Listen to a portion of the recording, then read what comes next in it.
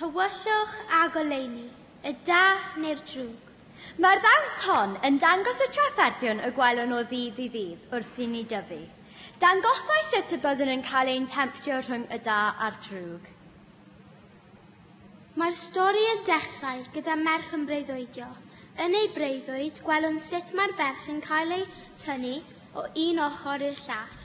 Mae hyn yn adlewyrchu'r trafferthion y gwelwn ni y genhedlaeth newydd o ddydd i ddydd.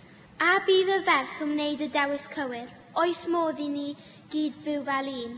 Oes rhaid i ni cael ein gwahanu neu allan fyw mewn heddwch? Oes modd i ni, y genhedlaeth newydd, helpu i ddatrys y gwahaniaeth rhwng y tywyllwch a'r goleuni. Ac yn bwysig, mwynhewch.